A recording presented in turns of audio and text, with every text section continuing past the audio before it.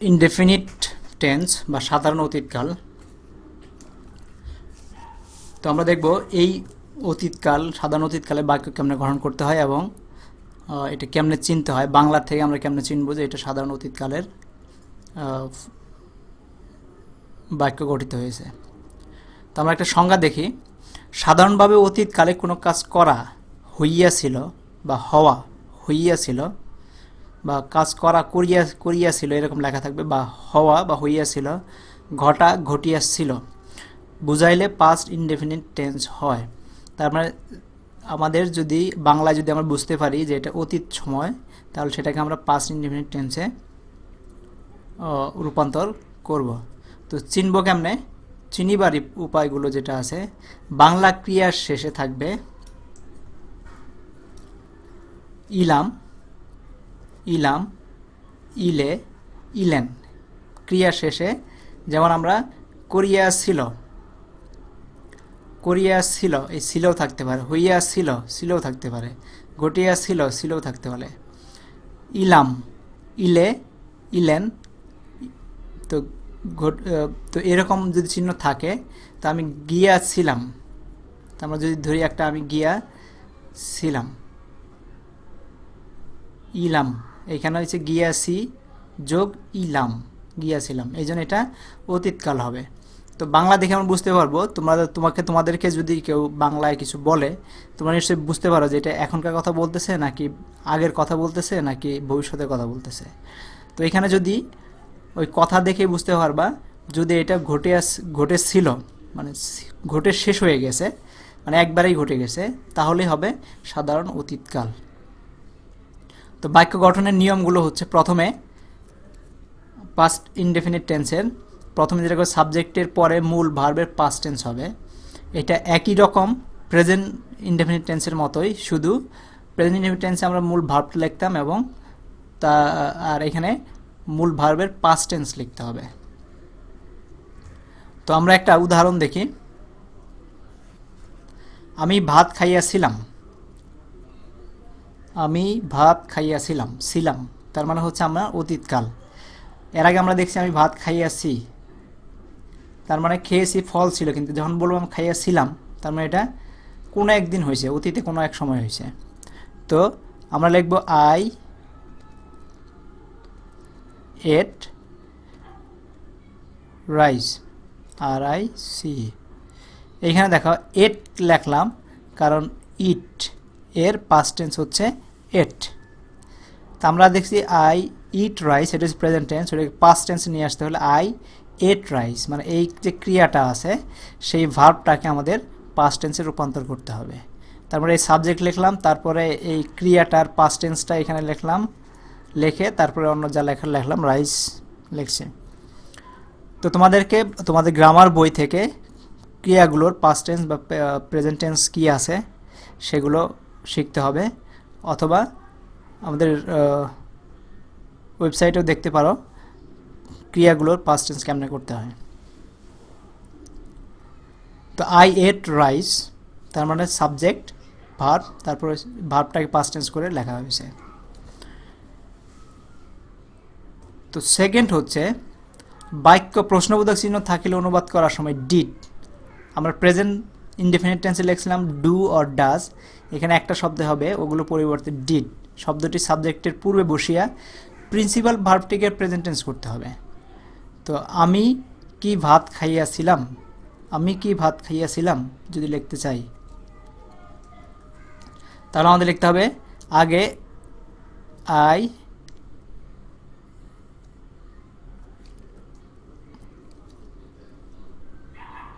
Eat rice, এখানে ভার্বের আগে লেখাইতে হবে ডিড আই ইট রাইস, ভার্বের আগে ডিড শব্দটাকে ব্যবহার করতে হবে, ডিড আই ইট রাইস। এবং এর আগে যেটা করেছিলাম আই এট রাইস, আমি ভাত খাইয়াছিলাম, যখন প্রশ্নবোধক আসবে এইখানে পাস্ট পার্টিসিপল পাস্ট টেন্স হবে না, এই ক্রিয়াটা প্রেজেন্ট ফর্মেই থাকবে, প্রেজেন্ট হিসেবে থাকবে, তার আগে ডিড হবে। প্রেজেন্ট ফর্মে থাকার কারণ হচ্ছে আগে যেরকম প্রেজেন্ট টেন্সে ডু লিখতাম, ডু এর পাস্ট টেন্স হচ্ছে ডিড, যেহেতু এটাকে আমরা পাস্ট টেন্স করে ফেলেছি, সুতরাং এই ক্রিয়াকে আর পাস্ট টেন্স করার দরকার নাই। তো এই জন্যই ডিড আই ইট রাইস, ডিডটাকে সামনে বসাইতে হবে, তারপরে I eat rice present indefinite টেন্সের মতো লিখে দিলেই হয়ে যাবে। তখন মূল ভার্বটা প্রেজেন্ট টেন্সেই থাকবে। নেক্সট আছে বাক্যে না সূচক চিহ্ন থাকিলে অনুবাদ করিবার সময় কর্তার পরে ডিড নট বসাইলে মূল ভার্বকে প্রেজেন্ট টেন্স করিতে হইবে। এখানেও তোমাকে ডিড নট বসাইতে হবে। যেমন আমি ভাত খাইয়াছিলাম না, আই সাবজেক্ট, তারপর লিখতে হবে ডিড নট, আর ক্রিয়াটাকে প্রেজেন্ট টেন্সে লিখতে হবে। তো এখানে did not eat rice, did not এই জন্যই লিখলাম। ইট এখানে ক্রিয়াটা পাস্ট টেন্সে হলো না, কারণ হচ্ছে আমরা ডু এর পাস্ট টেন্স এখানে বসাই দিচ্ছি ডিড, ডু এর পাস্ট টেন্স হচ্ছে ডিড, এই জন্য ডিড নট ইট রাইস, যেহেতু একটা অলরেডি পাস্ট টেন্সে বসাই ফেলেছি এই জন্য এটাকে আর পাস্ট টেন্স করার প্রয়োজন নেই। তো এইভাবে আমরা না সূচক বাক্য তৈরি করতে পারি। 4 নম্বর হচ্ছে অতীতকালে কোনো কাজের অভ্যাস বুঝাইলে অথবা ক্রিয়ার শেষে ইত, ইতেম, ইতান ইত্যাদি চিহ্ন থাকিলে সাবজেক্টের পরে মূল ভার্বের পূর্বে ইউজ টু অথবা উড দিয়ে ইংরেজি করিতে হইবে। মধ্যে মধ্যে কাজ বুঝাইলে উড এবং প্রতিদিন কাজ বুঝাইলে ইউজ টু হবে। তো এর অর্থ হলো আমরা প্রেজেন্ট টেন্সে দেখছি যদি কোনো কিছু হ্যাবিট বা অভ্যাস থাকে তাহলে আমরা প্রেজেন্ট ইনডিফিনিট টেন্সে হয়, কিন্তু এমন অভ্যাস যদি বোঝায় যেটা আগে ছিল এখন নাই, এরকম অভ্যাস যদি বোঝায় তাহলে আমাদেরকে প্রেজেন্ট অতীতকালের পাস্ট ইনডিফিনিট টেন্সে করতে হবে।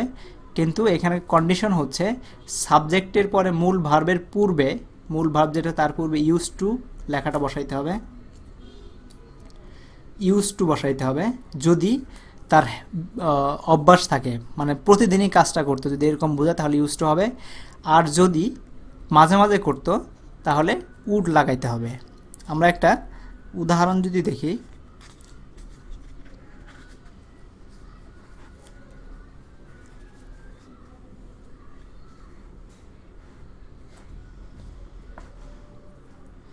তিনি আমাকে ইংরেজি পড়াইতেন, যদি বলি তিনি আমাকে ইংরেজি পড়াইতেন, সে ভবিষ্যতে অতীতে পড়াইতো, প্রতিদিনই পড়াইতো ইংরেজি, সেহেতু আমাদের লিখতে হবে হি ইউজড টু টিচ,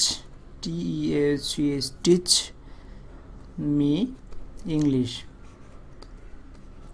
সে অতীতে আমাকে ইংরেজি পড়াইতে, এই জন্য আমাদের ইউজ টু টিচ ক্রিয়ার আগে বসাই দিতে হয়েছে, এবং এটা কখনো পাস্ট টেন্স হবে না, শুধু ইউজ টু বসাই দিলে হবে। He use to teach me English.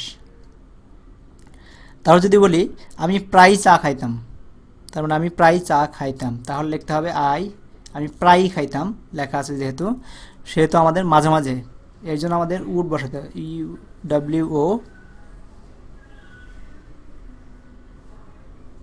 UWOULD, I would take tea very often, মানে মাঝে মাঝে, অফেন মানে মাঝে মাঝে। I would take tea very often, যদি মাঝে মাঝে অভ্যাস বোঝায় তাহলে উড বসবে, আর যদি প্রতিদিনই বোঝায় বা নিয়মিত বোঝায় তাহলে ইউজ টু বসবে। তো এবং ভার্বটাকে প্রেজেন্ট ফর্মে রাখতে হবে, টেক টি প্রেজেন্ট ফর্মে রাখবে, শুধু ভার্বের আগে ইউজ টু অথবা উড বসবে। তো নেক্সট হচ্ছে সি, ফিল, নো ইত্যাদি ভার্বের পাস্ট ইনডেফিনিট টেন্স হয়। তার মানে হচ্ছে যদি দেখিতেছি বা দেখতেছি এরকম অনুভব করিতেছি এরকম থাকলেও যদি পাস্ট কন্টিনিউয়াস টেন্স হওয়ার কথা ছিল, করিতেছিলাম পাস্ট কন্টিনিউয়াস হওয়ার কথা ছিল, কিন্তু সেটা পাস্ট ইনডেফিনিট টেন্স হবে। প্রেজেন্ট ইনডেফিনিট আর প্রেজেন্ট কন্টিনিউয়াস টেন্সের ভিডিও যদি তোমরা দেখে থাকো তাহলে বুঝতে পারবে সি, ফিল, নো এগুলোর সাথে আইএনজি সাধারণত যোগ হয় না, তার জন্য এটা সবসময় পাস্ট ইনডেফিনিট টেন্স হবে।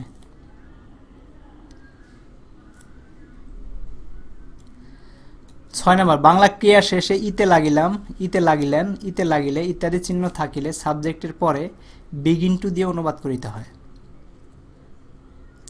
তার মানে হচ্ছে যদি কোনো একটা, আমি যদি বলি সে দৌড়াইতে লাগিল, যদি এরকম লেখা থাকে লাগিল, ইতে লাগিলেন, দৌড়াইতে লাগিলেন, লাগিল, ইতে লাগিলেন, ইতে লাগিল, মানে লাগিল যদি থাকে, মানে যে স্টার্টেড এরকম যে চিহ্ন থাকে, সে দৌড়াইতে লাগিল, তাহলে তাকে বিগিন দিয়ে শুরু করতে হবে।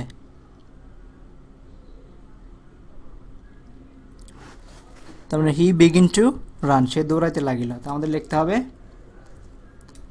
সে দৌড়াইতে লাগিল, হি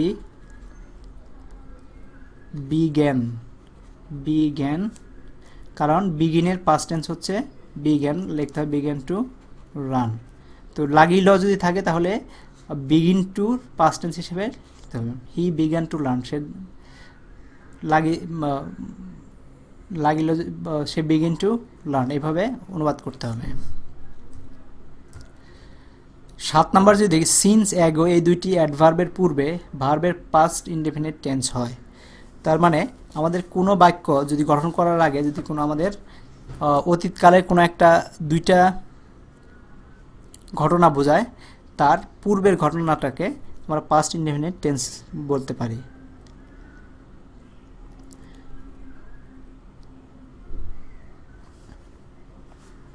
মানে 10 বছর, আমরা যদি বলি 10 বছর পার হয়ে গেছে, তার ভাই মারা গেছে, বা 10 বছর আগে তার ভাই মারা গেছে, তো আমরা লিখতে পারবো না 10 years passed since his brother has died, এটা ইনকারেক্ট। কারেক্ট লিখতে হবে 10 year have passed since his brother died, এইভাবে লিখতে হবে।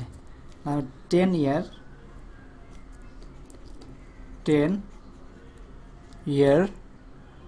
years have passed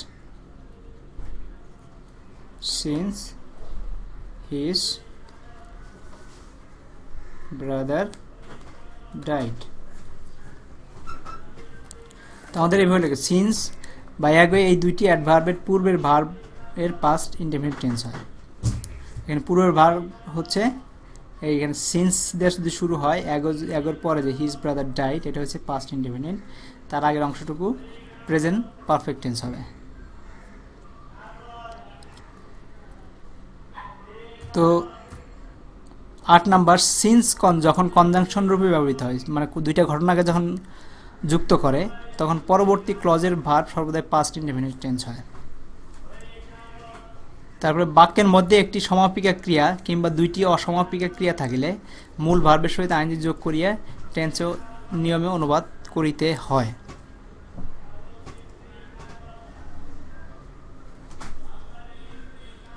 তার মানে যদি দুইটা কাজ থাকে, দুইটা কাজের কোনোটাই একটা অসমাপ্ত কাজ, অথবা দুইটাই অসমাপ্ত কাজ, কিন্তু দুইটা মিলে হের একটা পুরো কাজ হতে পারে, যেমন তখন আমাদেরকে ভার্বের সাথে আইনজি যোগ করতে হবে। যে আমাদের বলতে, যেমন ধরো আমরা যদি বলি সে কাঁদিতে কাঁদিতে বাড়ি গেল, সে কাঁদিতে কাঁদিতে বাড়ি গেল, তো বাড়ি যাওয়া একটা ক্রিয়া, আরেকটা হচ্ছে কাঁদিতেছে, সেটা আরেকটা ক্রিয়া। তো দুইটা ক্রিয়া, তার মধ্যে বাড়ি যাওয়া সমাপিকা আর কাঁদিতে কাঁদিতে এটা অসমাপিকা, সে বুঝাইতেছে না কেন কাঁদতেছে বা কী জন্য কাঁদতেছে। তো এই জন্য আমাদেরকে যেটা করতে হবে সেটা আমরা যদি লিখি, আমরা লিখতে হবে হি ওয়েন্ট হোম, এটা পাস্ট ইনডিফিনিট, কিন্তু আরেকটা ক্রিয়া যেহেতু আছে, এখন আমরা লিখতে পারি কি করতে, উইপিং, কাঁদিতে কাঁদিতে। এই উইপের সাথে এই ভার্বের সাথে আইনজি যোগ করে দেওয়া হয়েছে, বা এই ভার্বটার সাথে আইনজি, সে কাঁদিতেছে সেটাই সে আসল ভার্ব, তা বাড়ি যাইতেছে সেটা আরেকটা হয়েছে সাহায্যকারী verb. He went home weeping, সে কাঁদিতে কাঁদিতে বাড়ি গেল। তারপরে আমি বলতে পারি তিনি ঘোড়ায় চড়িয়ে আসেন নাই, he did not come home on horse back.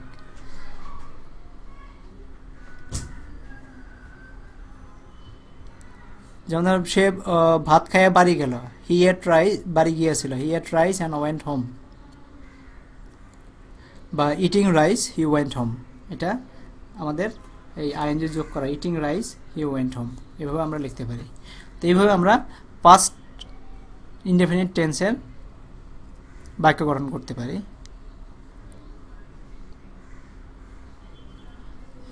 So thank you very much.